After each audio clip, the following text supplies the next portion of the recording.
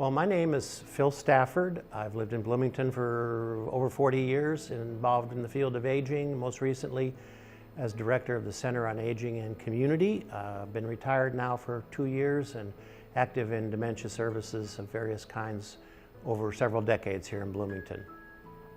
Having been involved with dementia and Alzheimer's over the years, I've come to be somewhat frustrated by the lack of progress on the medical side of the equation,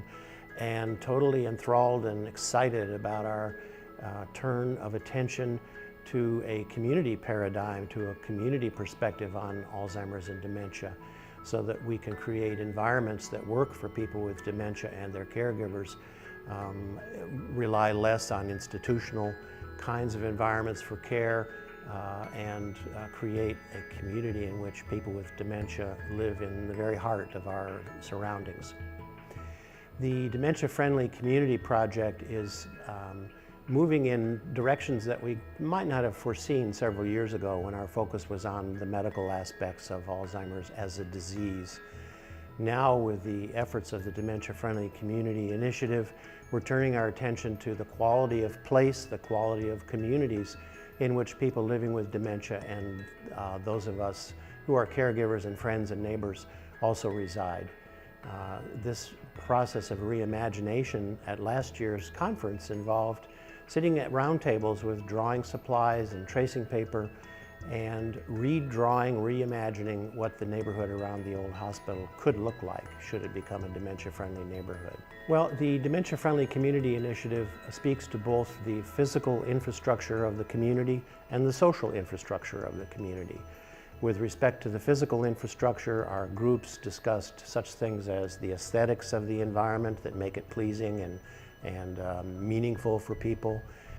memory gardens and water features, and wayfinding assistance so that people can navigate through their environment, such things as more legible signage, use of color contrast in sidewalks and on building facades. We discussed mobility options, new ways, sidewalks to get to the Beeline Trail, mobility services such as golf carts and tricycles and pedicabs. We discussed new forms of housing that could be developed in this neighborhood, including accessory dwelling units, new forms of shared housing, Golden Girls type housing, greenhouse type housing, housing for caregivers and their spouses, elder cottages, the kinds of things that one might imagine would make the environment both interesting and sustainable for people moving in and staying through a period of dementia and beyond.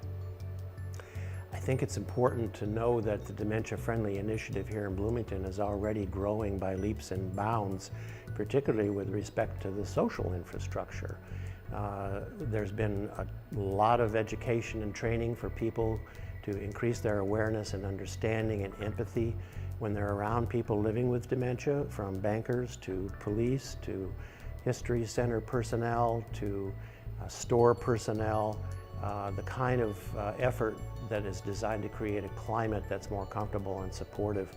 for people living with dementia and their caregivers. And so the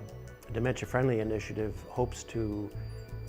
address both this important social and service infrastructure as well as the physical infrastructure. The latter may take a little longer,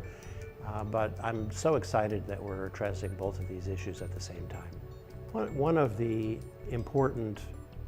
aspects of this project has to do with the involvement of the city of Bloomington, which is essentially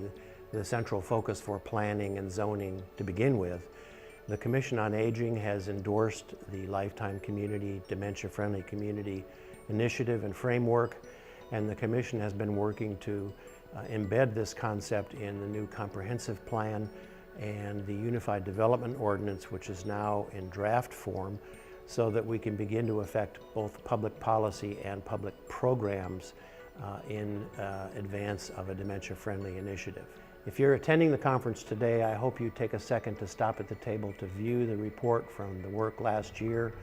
It's a product of your creativity, your imagination, and your experience and understanding that has led us to this point. So congratulations.